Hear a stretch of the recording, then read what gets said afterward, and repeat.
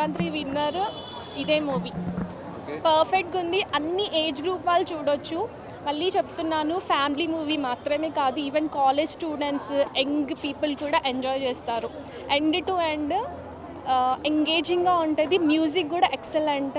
Work చేసిన అందరూ actors కూడా 100% ఇచ్చారు. వీళ్ళు బాగా చేయలేదు, వాళ్ళు బాగా చేశారని ఏం లేదు.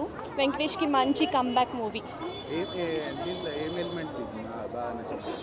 యాక్చువల్లీ ఇట్స్ కామెడీ మూవీ కదా, కామెడీ బాగుంది. అంటే బోరింగ్గా ల్యాగ్ చేసినట్టు, లేకపోతే ఈ సీన్ తర్వాత ఆ సీన్ ఎందుకు వస్తుంది అనేటట్టు ఏం లేదనమాట. పర్ఫెక్ట్గా ఉండే, అప్పుడే అయిపోయింది ఆ మూవీ అనిపించింది మాకైతే.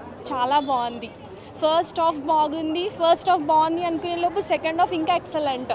అసలు సెకండ్ హాఫ్లో మేము సీట్స్ మీద లేము, అంతా నవ్వి మాకైతే అసలుకి చాలా బాగుంది మూవీ.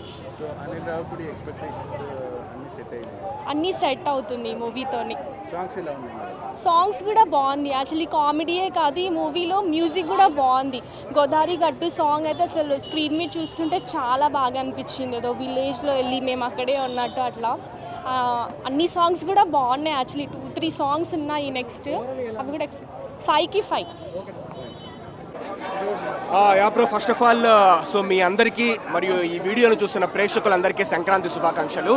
సో ఈ సంక్రాంతి పర్వదినాన సంక్రాంతికి వస్తున్నాము సినిమా చూసేసి రావడం జరిగింది. సో సినిమా ఎలా ఉందో చెప్పాలంటే హానెస్ట్గా నేను చెప్తాను, నాకైతే అబో యావరేజ్ అని నాకు అనిపించింది. సో ఎందుకంటే నేనేం అనిల్ రావిపూడి గారు అంటే అబో యావరేజ్ పర్లేదు బాగానే ఉందని నాకు అనిపించింది. అంటే నేనేం అనిల్ రావిపూడి గారు కొత్తగా డిఫరెంట్గా తీస్తారని నేను ఎక్స్పెక్ట్ చేసి రాలేదు. మనకు తెలుసు ఆయన మూవీస్ F2 కావచ్చు, F3 కావచ్చు, లేకపోతే సర్లే నీకెవర్లో కామెడీ సీన్స్ కావచ్చు, ఎలా ఉంటుందో మనకు తెలుసు. సో నేను ఎక్స్పెక్టేషన్స్తోనే వచ్చినాను. ఓకే, మనకు ఎంగేజింగ్గానే తీస్తారనమాట. నాకైతే మూవీ పర్లేదని అనిపించింది. బట్ కానీ క్లియర్ విన్నర్ అయితే, absolute clear winner, obvious clear winner ఎవరంటే డాకు మహారాజ్ అనమాట. ఈ సంక్రాంతి సీజన్లో డాకు మహారాజ్ తర్వాత సంక్రాంతికి వస్తున్నాం మూవీ. అండ్ ఫ్యామిలీ ఆడియన్స్ అయితే సంక్రాంతికి వస్తున్నాం బాగా వస్తారు ఈ మూవీకి వచ్చేసి.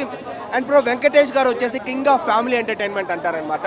సో ఆ విధంగానే వెంకటేష్ గారు అయితే అవుట్ స్టాండింగ్గా పర్ఫామ్ చేస్తారు. నాట్ ఓన్లీ వెంకటేష్ గారు, ఐశ్వర్య రాజేష్ గారు, మీనాక్షి చౌదరి గారు, ఈ ముగ్గురు బాగా పర్ఫామ్ చేస్తారు. అండ్ వీళ్ళందరికంటే స్టాండౌట్ అయ్యేటివి 2 ఉన్నాయి. సో నెంబర్ 1 ఏంటంటే బీమ్స్ మ్యూజిక్ అనమాట.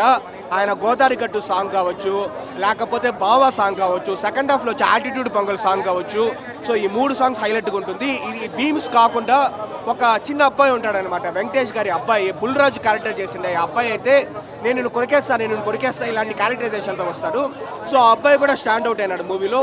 మనకు ఓవరాల్గా బ్రో అంటే మూవీ లైక్ అనిల్ రావిపూడి గారి మార్కులోనే కొంచెం రెగ్యులర్గానే ఉన్నప్పటికీ మనకు కామెడీ అంతా కూడా కొన్నిసార్లు ఫోర్స్డ్ కామెడీ అనిపిస్తుంది, కొన్నిసార్లు నవ్వు వస్తుంది. ఓవరాల్గా మూవీని ఎంగేజింగ్గానే తీసి ఒక అబో యావరేజ్ మూవీ. ఫ్యామిలీ ఆడియన్స్ అయితే బాగా ఇష్టపడతారు. Thank you. చిన్న బాబు బాగా రీచ్ అయింది, బాగుందండి. అందుకే ఫస్ట్ షోకి వచ్చాము. చాలా బాగుంది. అదే అనిపించింది, అలా చాలా బాగుంది. కామెడీ టైమింగ్స్ అంతా బాగా మెయింటైన్ చేశారు, చాలా బాగుంది. చూసామండి, F2 నుంచి ఫ్యాన్స్. చాలా బాగుందండి. అదేం లేదండి, ఆ చిన్న బాబు చాలా బాగుంది. మాకు చిన్న బాబు క్యారెక్టర్ బాగా నచ్చింది. బాబుది సాంగ్స్ ఓకే అండి, బాగుంది, చూడొచ్చు, చాలా బాగుంది. ఇద్దరు బాగున్నారండి. వాళ్ళిద్దరు కంటే వెంకటేష్ గారు బాగున్నారు. Thank you.